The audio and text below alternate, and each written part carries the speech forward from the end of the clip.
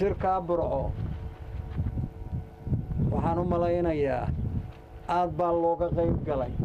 wufuud badan oo sool iyo sanaag iyo cayn u dhalatay baa timi laba isim baa tegey garaad cabdiqani garaad jaamac garaad cali iyo garaad saleebaan garaad maxamed garaad maxamuud yaa shirkaa tegey cuqaal badani ma tegin laakiin wixii dawladda soomaalida ka tirsanaan jiray ama ciidamo ha noqdeen ama shaqaalo dawladeed ha noqdeen oo badanaaba koonfur ka yimi ka soo qaxay iyo in aan yarayn oo qurba joogaa shirkaa isugu tegey midda lagu tuuntuunsaday waxay ahayd war waa aragnaa war dawladdii soomaalidu meesha ka baxday war arrintan maanta aynu burco u joogno ee nimanka kanu ay wadaan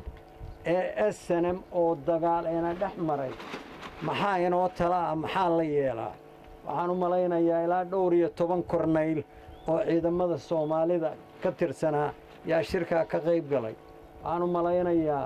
akademiyada ugu weyn ee adduun weynaha laga yaqaanay dalka ingiriiska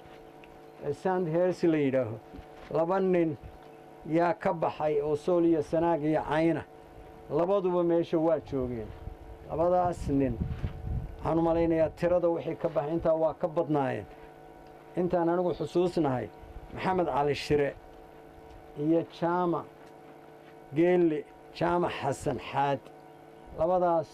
oo midna SRCdiiba ahaa jaamac geellena markaa wasaaradaha dawladda soomaalida wasaaradda caafimaadkaan u malaynaya ka shaqayn jiray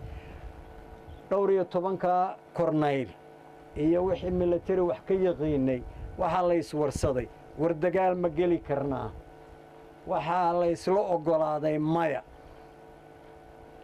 mid uun baynu dagaal ku geli karnaa haddaynu jabhad noqonayno